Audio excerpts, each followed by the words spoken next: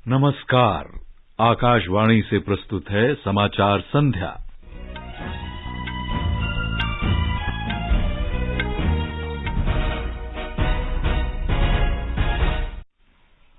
मुख्य समाचार। प्रधानमंत्री नरेंद्र मोदी ने वीडियो कॉन्फ्रेंस के माध्यम से सभी राज्यों और केंद्र शासित प्रदेशों के श्रम मंत्रियों के राष्ट्रीय सम्मेलन को संबोधित किया। उन्होंने कहा, सरकार ने गुलामी की मानसिकता को दर्शाने वाले कानूनों को खत्म करने की पहल की है। अब से कुछ ही समय में प्रधानमंत्री स्मार्ट इंडिया हैकाथॉन के समापन समारोह को संबोधित करेंगे। आर्थिक मामलों की मंत्रिमंडलीय समिति ने गेहूं के आटे का निर्यात प्रतिबंधित करने की नीति में संशोधन करने के प्रस्ताव को मंजूरी दे दी है। उच्चतम न्यायालय ने झारखंड लोक सेवा आयोग की छठी राज्य सिविल सेवा परीक्षा में चुने गए 326 उम्मीदवारों की नियुक्ति के मामले में झारखंड उच्च न्यायालय के आदेश को निरस्त कर दिया है। प्रधानमंत्री 27 और 28 अगस्त को गुजरात दौरे पर रहेंगे। श्री मोदी भुज में विभिन्न विकास परियोजनाओं का शिलान्यास और लोकार्पण भी करेंगे।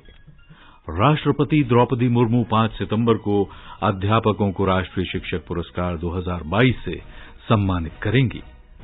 मौसम विभाग ने उत्तराखंड में अगले 5 दिनों के लिए बारिश का येलो अलर्ट जारी कर दिया है।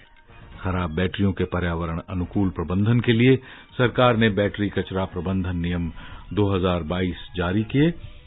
कोलकाता में डोरन कप फुटबॉल में ईस्ट बंगाल और राजस्थान यूनाइटेड के बीच मुकाबला है जारी और विश्व बैडमिंटन प्रतियोगिता में एचएस प्रणॉय ने लक्ष्य सेन को हराकर क्वार्टर फाइनल में प्रवेश कर लिया है।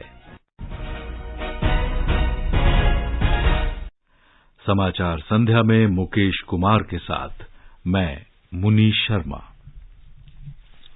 विस्तार से समाचार।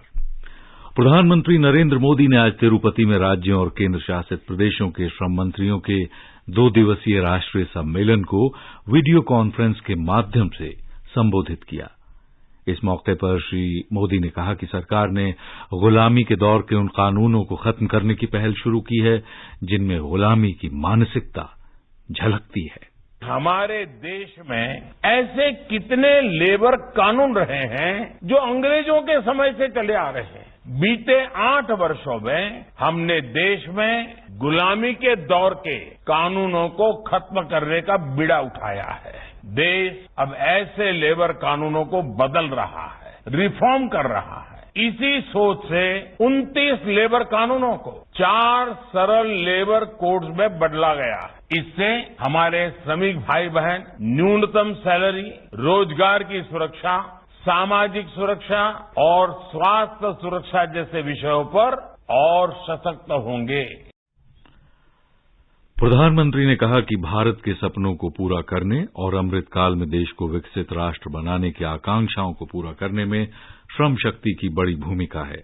इसी सोच के साथ देश संगठित और असंगठित क्षेत्र के करोड़ों कामगारों के लिए लगातार काम कर रहा है। अमृतकाल में विकसित भारत के निर्माण के लिए हमारे जो सपने हैं, जो आकांक्षाएं हैं, उन्हें साकार करने में भारत की श्रम शक्ति की बहुत बड़ी भूमिका है। इसी सोच के साथ देश संगठित और असंगठित क्षेत्र में काम करने वाले करोड़ों श्रमिक साथियों के लिए निरंतर काम कर रहा है। प्रधानमंत्री श्रमयोगी मानधन योजना, प्रधानमंत्री सुरक्षा बीमा योजना, प्रधानमंत्री जीवन ज्योति बीमा योजना जैसे अनेक प्रयासों ने श्रमिकों को एक तरह का सुरक्षा कवच दिया है। श्री मोदी ने कहा कि सामाजिक सुरक्षा के बारे में श्रम शक्ति को लाने के लिए ई श्रम पोर्टल एक महत्वपूर्ण पहल है। देश के हर श्रमिक को सामाजिक सुरक्षा के दायरे में लाने के लिए किस तरह काम हो रहा है, उसका एक उदाहरण ई श्रम पोर्टल भी है। ये पोर्टल पिछले साल शुरू किया गया था ताकि असंगठित क्षेत्र के श्रमिकों के लिए आधार से जुड़ा नेशनल डेटाबेस बन सके। मुझे खुशी है कि इस एक साल में ही इस पोर्टल से 400 अलग अलग क्षेत्रों में काम करने वाले करीब 28 करोड़ श्रमिक जुड़ चुके हैं।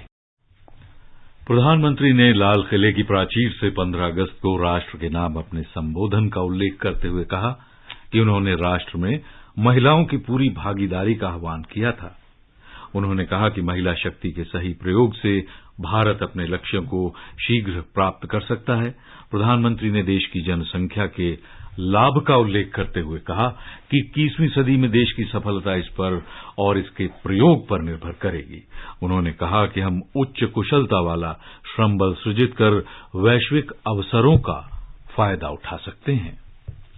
प्रधानमंत्री नरेंद्र मोदी कुछ ही समय में स्मार्ट इंडिया हैकाथॉन के समापन समारोह को वीडियो कॉन्फ्रेंस के माध्यम से संबोधित करेंगे। हैकाथॉन के लिए पंजीकृत टीमों की संख्या 5वें वर्ष में 4 गुना बढ़ गई है। पहले संस्करण में लगभग 7,500 टीमों ने पंजीकरण कराया था और इस बार 29,600 टीमों ने आवेदन किया है। एक रिपोर्ट।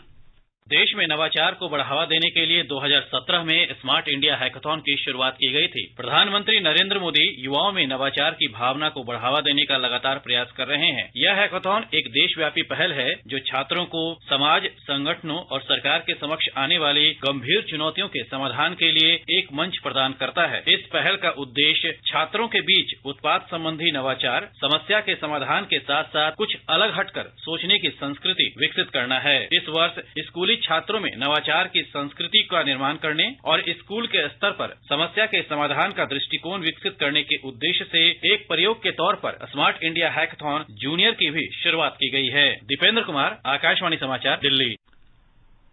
आर्थिक मामलों की मंत्रिमंडलीय समिति ने गेहूं के आटे का निर्यात प्रतिबंधित करने के लिए नीति में संशोधन करने के प्रस्ताव को अपनी स्वीकृति दे दी है। स्वीकृति के बाद गेहूं के आटे का निर्यात प्रतिबंधित किया जा सकेगा, जिससे घरेलू बाजार में आटे की बढ़ती हुई कीमतों पर नियंत्रण सुगम होगा और समाज के कमजोर वर्गों को खाद्य सुरक्षा मिल सकेगी। रूस और यूक्रेन गेहूं के सबसे बड़े निर्यातक देश हैं और 1/4 गेहूं की आपूर्ति करते हैं। दोनों ही देशों के बीच संघर्ष से गेहूं की आपूर्ति पर असर हुआ है और अंतर्राष्ट्रीय बाजार में भारतीय गेहूं की मांग में वृद्धि हुई है। परिणाम स्वरूप घरेलू बाजार में गेहूं की कीमतों में तेजी आ गई है। सरकार ने खाद्य सुरक्षा को सुनिश्चित करने के लिए इस साल मई में गेहूं के निर्यात पर प्रतिबंध लगा दिया था। भारतीय गेहूं के निर्यात पर प्रतिबंध लगने के बाद अंतर्राष्ट्रीय बाजार में गेहूं के आटे की मांग और बढ़ गई। इस वर्ष अप्रैल से जुलाई की अवधि में पिछले साल की इसी अवधि की तुलना में गेहूं के आटे के निर्यात में 200% की वृद्धि दर्ज की गई। इससे घरेलू बाजार में भी आटे की कीमतों में वृद्धि हुई है। सरकार ने खराब बैटरियों के पर्यावरण के अनुकूल निपटारे के लिए बैटरी कचरा प्रबंधन नियम 2022 अधिसूचित कर दिए हैं। पर्यावरण मंत्रालय ने कहा है कि नए नियम बैटरी प्रबंधन और रखरखाव नियम 2001 का स्थान लेंगे। ये नियम सभी प्रकार की बैटरियों जैसे electrical vehicle battery, portable battery, automatic battery और इंडस्ट्रियल बैटरी पर प्रभावी होंगे।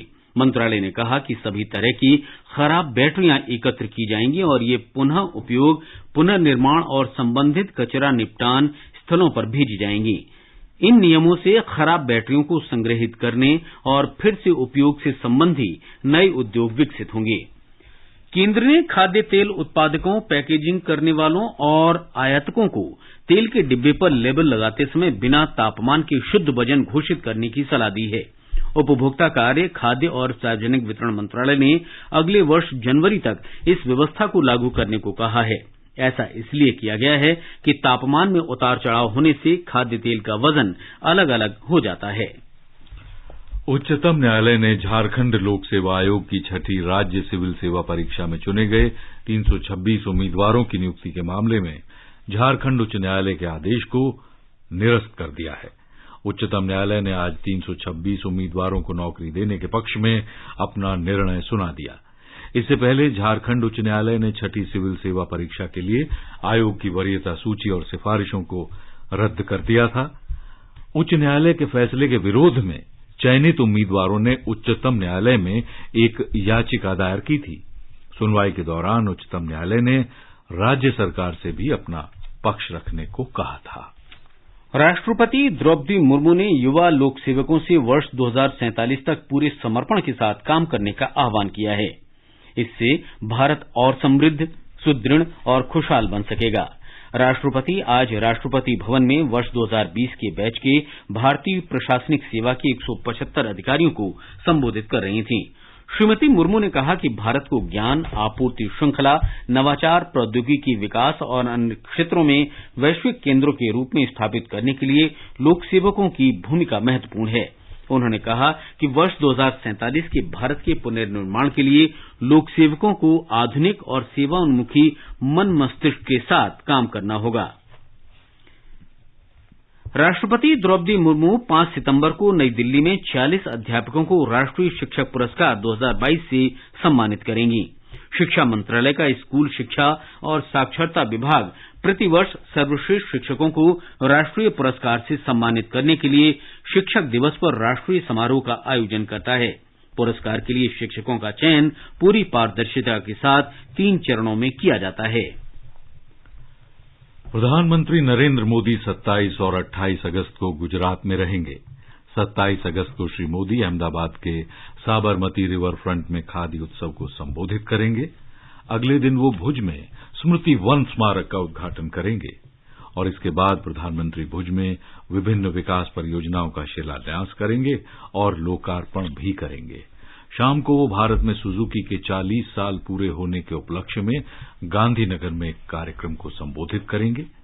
प्रधानमंत्री का खादी को लोकप्रिय बनाने, खादी उत्पादों के बारे में जागरूकता बढ़ाने और युवाओं में खादी के इस्तेमाल में वृद्धि के लिए निरंतर प्रयास रहा है।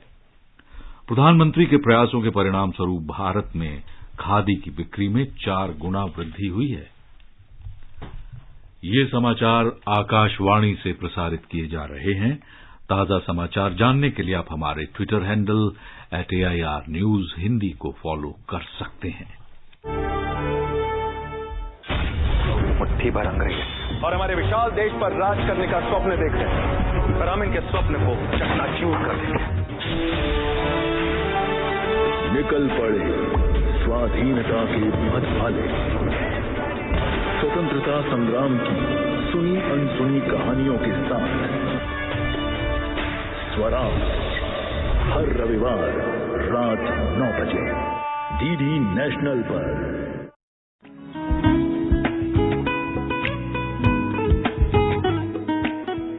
Northeast Diary program broadcast every Thursday and Sunday at 5:30 p.m. brings very interesting and enchanting stories from the 8 Indian states of Northeast India.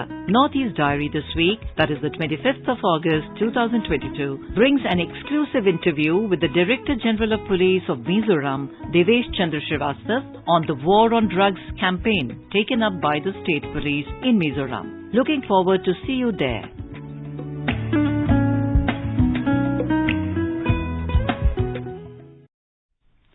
आगे बढ़ने से पहले मुख्य समाचारों पर एक नजर। प्रधानमंत्री नरेंद्र मोदी ने वीडियो कॉन्फ्रेंस के माध्यम से सभी राज्यों और केंद्र शासित प्रदेशों की श्रम मंत्रियों के राष्ट्रीय सम्मेलन को संबोधित किया। श्री मोदी ने कहा, सरकार ने गुलामी की मानसिकता को दर्शाने वाले कानूनों को समाप्त करने की पहल की है। प्रधानमंत्री ने स्मार्ट इंडिया हैकाथॉन के समापन समारोह को संबोधित कर रहे हैं। मंत्रिमंडल की आर्थिक कार्य समिति ने गेहूं के आटे का निर्यात प्रतिबंधित करने की नीति में संशोधन करने के प्रस्ताव को स्वीकृति दी। उच्चतम न्यायालय ने झारखंड लोक सेवा आयोग की 6ठी राज्य सिविल सेवा परीक्षा में चुने गए 326 उम्मीदवारों की नियुक्ति के मामले में झारखंड उच्च न्यायालय के आदेश को निरस्त किया। प्रधानमंत्री 27 और 28 अगस्त को गुजरात दौरे पर रहेंगे। श्री मोदी भुज में विभिन्न विकास परियोजनाओं का शिलान्यास और लोकार्पण करेंगे। गृहमंत्री अमित शाह ने सुरक्षा बलों से आतंकवाद समाप्त करने के लिए सुनियोजित आतंकरोधी अभियानों के माध्यम से समन्वित प्रयास जारी रखने को कहा। राष्ट्रपति द्रौपदी मुर्मू 5 सितंबर को अध्यापकों को राष्ट्रीय शिक्षक पुरस्कार 2022 से सम्मानित करेंगी। मौसम विभाग ने उत्तराखंड में अगले 5 दिनों के लिए वर्षा का येलो अलर्ट जारी किया। खराब बैटरियों के पर्यावरण अनुकूल प्रबंधन के लिए सरकार ने बैटरी कचरा प्रबंधन नियम 2022 जारी किए। कोलकाता में ड्यूरेंट कप फुटबॉल टूर्नामेंट में ईस्ट बंगाल और राजस्थान यूनाइटेड के बीच मुकाबला जारी। और विश्व बैडमिंटन प्रतियोगिता में एचएस प्रणॉय ने लक्ष्य सेन को हराकर क्वार्टर फाइनल में प्रवेश किया। गृह मंत्री अमित शाह ने आज नई दिल्ली में जम्मू कश्मीर की सुरक्षा स्थिति पर एक समीक्षा बैठक की। गृह मंत्री ने सुरक्षा बलों से आतंकवाद का खात्मा करने के लिए सुनियोजित ढंग से अभियान चलाने और समन्वित प्रयास करने को कहा। श्री शाह ने सुरक्षा ग्रिड की कार्यप्रणाली और पिछले कुछ सालों में आतंकवादी घटनाओं में कमी लाने के लिए उठाए गए विभिन्न कदमों की भी समीक्षा की। उन्होंने इस साल अमरनाथ यात्रा के सफल संचालन के लिए सुरक्षा बलों और जम्मू कश्मीर प्रशासन के प्रयासों की भी सराहना की। समीक्षा बैठक में गृह मंत्री ने कहा कि प्रधानमंत्री का जम्मू कश्मीर को शांतिपूर्ण और समृद्ध बनाने का विचार है। उन्होंने कहा कि सुरक्षा बलों को सीमा और नियंत्रण रेखा को मजबूत करने पर ध्यान देना चाहिए। एक बार सीमा पर आतंकवाद, हथियार और गोला बारूद समाप्त हो जाने के बाद जम्मू कश्मीर के लोग सुरक्षा बलों की मदद से इस छद्म युद्ध को पराजित कर सकेंगे। उच्चतम न्यायालय धन शोधन निवारण अधिनियम में प्रमुख संशोधनों को सही ठहराए जाने पर 27 जुलाई के अपने फैसले की समीक्षा करने की मांग करने वाली याचिकाओं पर सुनवाई के लिए सहमत हो गया है। न्यायमूर्ति खानविलकर की पीठ ने फैसले को चुनौती देने वाली कांग्रेस नेता कार्ति चिदम्बरम की याचिका पर केंद्र को नोटिस जारी किया है। खंडपीठ ने धन शोधन निवारण अधिनियम के अंतर्गत आपराधिक मुकदमा चलाने, छानबीन करने, संपत्ति जब्त करने और गिरफ्तारी के अधिकार के प्रावधानों को सही ठहराया था। भारतीय जनता पार्टी ने आरोप लगाया है कि इस साल जनवरी में पंजाब में हुई प्रधानमंत्री नरेंद्र मोदी की सुरक्षा में चूक एक सोचे समझे षड्यंत्र का हिस्सा थी। केंद्रीय मंत्री और भाजपा के वरिष्ठ नेता अनुराग सिंह ठाकुर ने कहा कि इस घटना के समय पंजाब के मुख्यमंत्री चरणजीत सिंह चन्नी और पुलिस महानिदेशक दोनों गायब थे। श्री ठाकुर ने दावा किया कि षड्यंत्र का स्पष्ट संकेत है। जहां एक और सुप्रीम कोर्ट ने टिप्पणी की है, वहां पर यह भी बताया है कि किस तरह से फिरोजपुर के एसएसपी पूरी तरह से विफल हुए प्रधानमंत्री जी की यात्रा में सुरक्षा उपलब्ध करवाने के लिए और कानून व्यवस्था बनाए रखने में पूरी तरह से विफल हुए, जबकि उनके पास 2 घंटे का पर्याप्त समय था ऑल्टरनेटिव रूट का, सड़क मार्ग का, लेकिन वो पूरी तरह से विफल पंजाब की सरकार, पंजाब का पुलिस तंत्र, प्रधानमंत्री जी की सुरक्षा में खिलवाड़ जिस तरह से हुआ, जो प्रधानमंत्री जी की सुरक्षा में चूक हुई, उस पर आज बहुत बड़ी जानकारी आप सबके सामने आई भी है। भारतीय जनता पार्टी ने पेगासस के मुद्दे पर जानबूझकर झूठा अभियान चलाने के लिए कांग्रेस की आलोचना की है। भाजपा नेता रविशंकर प्रसाद ने कहा कि प्रौद्योगिकी विशेषज्ञों की तकनीकी समिति ने जांच के लिए दिए गए 29 मोबाइल फोन्स में कोई पेगासस वायरस नहीं पाया है। उन्होंने कांग्रेस नेता राहुल गांधी से उनके उस बयान पर सवाल किया जिसमें श्री गांधी ने दावा किया था कि पेगासस लोकतंत्र को कुचलने का प्रयास है। श्री रविशंकर ने कहा कि ये सत्य से बहुत दूर है और ये प्रधानमंत्री को कमजोर और बदनाम करने का एक प्रयास है। उत्तर प्रदेश के मंत्री भूपेंद्र सिंह को राज्य में भारतीय जनता पार्टी का प्रदेश अध्यक्ष नियुक्त किया गया है। राजीव भट्टाचार्य को त्रिपुरा का प्रदेश अध्यक्ष बनाया है। सौदान सिंह को हिमाचल प्रदेश के आगामी विधानसभा चुनाव के लिए मुख्य निर्वाचन अधिकारी नियुक्त किया गया है। राज्य में देवेंद्र सिंह राणा को सह प्रभारी बनाया गया है। बिहार में राष्ट्रीय जनता दल के वरिष्ठ नेता और विधायक अवध बिहारी चौधरी ने आज विधानसभा अध्यक्ष पद के लिए नामांकन भरा। विधानसभा अध्यक्ष पद के लिए कल चुनाव होगा। अभी तक किसी अन्य प्रत्याशी ने नामांकन नहीं भरा है। श्री चौधरी का निर्विरोध चुना जाना तय है। बिहार का राजनीतिक समीकरण बदलने के बाद विजय कुमार सिन्हा के विधानसभा अध्यक्ष पद से इस्तीफा देने के बाद इस पद पर चुनाव कराया जा रहा है। निर्वाचन आयोग ने झारखंड के मुख्यमंत्री हेमंत सोरेन द्वारा पत्थर खनन का पट्टा हासिल करने के मामले में राज्यपाल रमेश बैस को अपनी रिपोर्ट सौंप दी है। इस साल फरवरी में भारतीय जनता पार्टी के नेताओं के एक प्रतिनिधिमंडल ने राज्यपाल से ये मांग की थी कि मुख्यमंत्री हेमंत सोरेन को जनप्रतिनिधि अधिनियम 1951 के तहत लाभ के पद पर रहते हुए खनन पट्टा हासिल करने के लिए उन्हें अयोग्य घोषित किया जाए। राज्यपाल ने इस विषय में निर्वाचन आयोग से भी सलाह मांगी थी। दिल्ली सरकार ने विधानसभा का कल एक दिन का विशेष सत्र बुलाया है। सत्र 11 बजे से शुरू होगा। कथित आबकारी घोटाले को लेकर आम आदमी पार्टी और भारतीय जनता पार्टी के बीच राजनीतिक उठापटक के कारण ये सत्र बुलाया गया है। भारतीय जनता पार्टी ने आम आदमी पार्टी सरकार पर दिल्ली आबकारी नीति में भ्रष्टाचार करने का आरोप लगाया है। वहीं आम आदमी पार्टी का आरोप है कि भारतीय जनता पार्टी दिल्ली सरकार को सत्ता से बेदखल करने की कोशिश कर रही है। तेलंगाना पुलिस ने भारतीय जनता पार्टी के निलंबित विधायक टी राजा सिंह को आज फिर हैदराबाद में उनके आवास से गिरफ्तार कर लिया। विवादास्पद टिप्पणियों के आरोप में उन्हें 2 दिन पहले भी गिरफ्तार किया गया था और बाद में उन्हें जमानत मिल गई थी। ये समाचार हमारी वेबसाइट newsonair.com/hindi और हमारे mobile app news on AIR पर भी उपलब्ध हैं।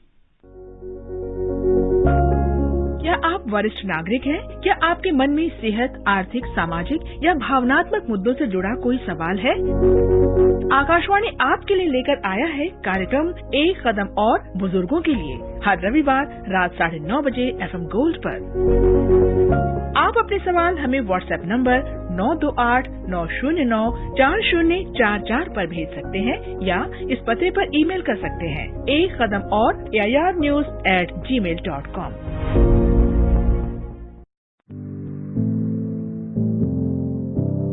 कंपटीशन की अगर आप कर रहे हैं तैयारी तो उनके लिए ऑल इंडिया रेडियो पर हम लाए हैं अभ्यास, एक ऐसा कार्यक्रम जिसमें आप पूछेंगे सवाल व्हाट्सएप नंबर 9289094044 पर या फिर ईमेल करेंगे abhyas.airnews@gmail.com पर और हमारे विशेषज्ञ देंगे इसका जवाब।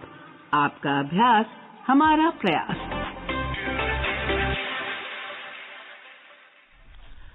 समाचार संध्या में एक बार फिर आपका स्वागत है। उच्चतम न्यायालय ने झारखंड लोक सेवा आयोग की 6ठी राज्य सिविल सेवा परीक्षा में चुने गए 326 उम्मीदवारों की नियुक्ति के मामले में आज झारखंड उच्च न्यायालय के आदेश को खारिज कर दिया है। उच्चतम न्यायालय ने आज 326 उम्मीदवारों को नौकरी देने के पक्ष में अपना निर्णय सुनाया। इससे पहले झारखंड उच्च न्यायालय ने 6ठी सिविल सेवा परीक्षा के लिए आयोग की वरीयता सूची और उसकी सिफारिशों को रद्द कर दिया था।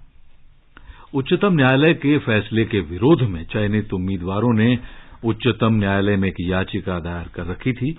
सुनवाई के दौरान उच्चतम न्यायालय ने राज्य सरकार से भी अपना पक्ष रखने को कहा था।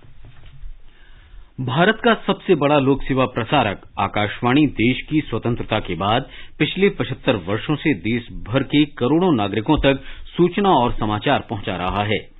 आकाशवाणी समाचार आजाद भारत की बात आकाशवाणी के साथ श्रृंखला में स्वतंत्रता के 75 वर्ष पूरे होने का उत्सव मना रहा है।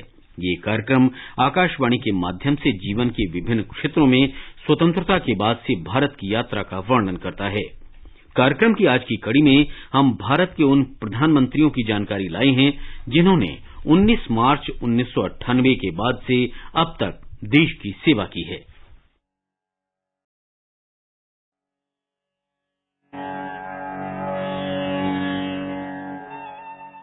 अटल बिहारी वाजपेयी 16 मई 1996 को प्रधानमंत्री बने और 1 जून 1996 तक पद पर रहे। उन्हें फिर से 19 मार्च 1998 को प्रधानमंत्री चुना गया और 22 मई 2004 तक उन्होंने देश की सेवा की। मैं अटल बिहारी वाजपेयी ईश्वर की शपथ लेता हूं कि मैं विधि द्वारा स्थापित भारत के संविधान के प्रति सच्ची श्रद्धा और निष्ठा रखूंगा। मैं भारत की प्रभुता और अखंडता क्षुण्ण रखूंगा। मैं संघ के प्रधानमंत्री के रूप में अपने कर्तव्यों का श्रद्धा पूर्वक और शुद्ध अंतःकरण से निर्वहन करूंगा तथा मैं भय या पक्षपात, अनुराग या द्वेष के बिना सभी प्रकार के लोगों के प्रति संविधान और विधि के अनुसार न्याय करूंगा। डॉक्टर मनमोहन सिंह 22 मई 2004 को प्रधानमंत्री चुने गए और 26 मई 2014 तक 2 कार्यकालों तक उन्होंने कार्य किया। In the name of God and by God established that I will uphold the sovereignty and integrity of India. In case or in view to any such or such and job of my duty as Prime Minister. आजादी के बाद पैदा होने वाले पहले प्रधानमंत्री नरेंद्र मोदी ने 26 मई 2014 को शपथ ली और 30 मई 2019 तक पद पर बने रहे। श्री मोदी ने 30 मई 2019 को फिर से प्रधानमंत्री के रूप में शपथ ली और आज तक देश की सेवा कर रहे हैं। मैं नरेंद्र दामोदर दास मोदी ईश्वर की शपथ लेता हूं कि मैं विधि द्वारा स्थापित भारत के संविधान के प्रति सच्ची श्रद्धा और निष्ठा रखूंगा। मैं भारत की प्रभुता और अखंडता अक्षुण्ण रखूंगा। मैं संघ के प्रधानमंत्री के रूप में अपने कर्तव्यों का श्रद्धापूर्वक और शुद्ध अंतःकरण से निर्वहन करूंगा। आकाशवाणी समाचार के लिए शशांक कुमार।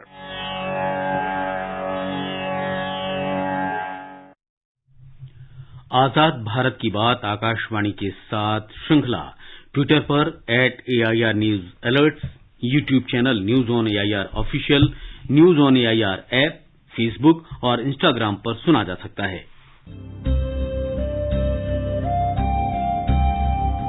आजाद भारत की बात आकाशवाणी के साथ स्वतंत्रता के 75 वर्ष का उत्सव, जीवंत यात्रा की स्मृतियां, स्वतंत्र भारत की उपलब्धियां और कुछ रोमांचक पल सुनना न भूलें। आकाशवाणी के FM गोल्ड चैनल 100.1 मेगाहर्ट्ज और दूसरे चैनलों पर 15 अगस्त से प्रतिदिन प्रसारित श्रृंखला आजाद भारत की बात आकाशवाणी के साथ।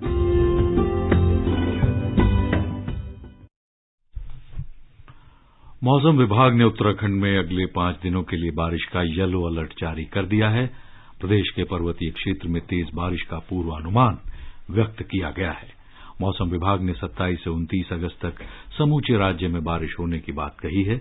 मौसम विभाग की इस चेतावनी को देखते हुए प्रशासन और राज्य आपदा मोचन बल सतर्क हो गया है। प्रशासन ने प्राकृतिक आपदा से निपटने के लिए सभी आवश्यक संसाधन भी जुटा लिए हैं। संवेदनशील क्षेत्र के लोगों को सतर्क रहने को कहा गया है। उधर राजस्थान में कोटा संभाग के बाढ़ प्रभावित क्षेत्रों में राहत और बचाव का काम जारी है। और अब एक नजर कल के मौसम पूर्वानुमान पर। दिल्ली में दिन के समय तेज हवाएं चलने की संभावना है। मुंबई में छाए रहेंगे बादल। 26 और 32 डिग्री सेल्सियस के बीच आंशिक रूप से रह सकता है तापमान। चेन्नई में भी हल्की बारिश हो सकती है। श्रीनगर, मुजफ्फराबाद, जम्मू और लेह और गिलगित में भी बादल छाए रहेंगे। गुवाहाटी, इम्फाल, आइजोल, शिलांग, कोहिमा, गंगटोक और ईटानगर में कुछ जगहों पर बारिश के आसार बनते दिखाई देते हैं। ड्यूरेंट कप फुटबॉल में कोलकाता के किशोर भारती स्टेडियम में ग्रुप बी में ईस्ट बंगाल और राजस्थान यूनाइटेड के बीच मुकाबला ड्रॉ रहा। निर्धारित समय तक दोनों टीम कोई गोल नहीं कर सकी। इससे पहले गुवाहाटी के इंदिरा गांधी एथलेटिक स्टेडियम में ग्रुप डी में सुदेवा दिल्ली और आर्मी ग्रीन के बीच मैच गोल रहे ड्रॉ पर समाप्त हुआ। टोक्यो में विश्व बैडमिंटन चैंपियनशिप के पुरुष सिंगल्स में एचएस प्रणॉय ने क्वार्टर फाइनल में जगह बना ली है। प्री क्वार्टर फाइनल में प्रणॉय ने लक्ष्य सेन को हराया। किदाम्बी श्रीकांत हारकर प्रतियोगिता से बाहर हो गए। महिला सिंगल्स में साइना नेहवाल थाईलैंड की खिलाड़ी से हार गई हैं। पुरुष डबल्स में चिराग शेट्टी और सात्विक साईराज रंकीरेड्डी की जोड़ी क्वार्टर फाइनल में पहुंच गई है। एमआर अर्जुन और ध्रुव कपिला की जोड़ी भी क्वार्टर फाइनल में पहुंच गई है। महिला डबल्स में भारतीय खिलाड़ियों को पराजय का सामना करना पड़ा। विदेश मंत्रालय ने कहा है कि भारत श्रीलंका के घटनाक्रम पर नजर रखे हुए है। विदेश मंत्रालय के प्रवक्ता अरिंदम बागची ने श्रीलंका में भारतीय नागरिकों की सुरक्षा को खतरे में डालने वाली घटनाओं पर कहा कि श्रीलंका में सबसे ज्यादा संख्या में भारतीय पर्यटक ही हैं। उन्होंने कहा कि भारतीय नागरिकों की सुरक्षा और कल्याण सबसे अधिक महत्वपूर्ण है। और अंत में इस बुलेटिन के मुख्य समाचार एक बार फिर। प्रधानमंत्री नरेंद्र मोदी ने वीडियो कॉन्फ्रेंस के माध्यम से सभी राज्यों और केंद्र शासित प्रदेशों के श्रम मंत्रियों के राष्ट्रीय सम्मेलन को संबोधित किया। उन्होंने कहा, सरकार ने गुलामी की मानसिकता को दर्शाने वाले कानूनों को खत्म करने की पहल की है। प्रधानमंत्री स्मार्ट इंडिया हैकाथॉन के ग्रैंड फिनाले के प्रतिभागियों के साथ संवाद कर रहे हैं। आर्थिक मामलों की मंत्रिमंडलीय समिति ने गेहूं के आटे का निर्यात प्रतिबंधित करने की नीति में संशोधन के प्रस्ताव को अपनी मंजूरी दे दी है। उच्चतम न्यायालय ने झारखंड लोक सेवा आयोग की 6ठी राज्य सिविल सेवा परीक्षा में चुने गए 326 उम्मीदवारों की नियुक्ति के मामले में झारखंड उच्च न्यायालय के आदेश को निरस्त कर दिया है। प्रधानमंत्री 27 और 28 अगस्त को गुजरात दौरे पर रहेंगे। गृहमंत्री अमित शाह ने सुरक्षा बलों से आतंकवाद का सफाया करने के लिए सुनियोजित आतंकरोधी अभियानों के जरिए समन्वित प्रयास करने को कहा है। राष्ट्रपति द्रौपदी मुर्मू 5 सितंबर को अध्यापकों को राष्ट्रीय शिक्षक पुरस्कार से सम्मानित करेंगी और मौसम विभाग ने उत्तराखंड में अगले 5 दिनों के लिए बारिश का येलो अलर्ट जारी कर दिया है। कोलकाता में डूरन कप फुटबॉल में ईस्ट बंगाल और राजस्थान यूनाइटेड के बीच मुकाबला ड्रॉ रहा है और इसके साथ ही समाचार संध्या का ये अंक समाप्त हुआ।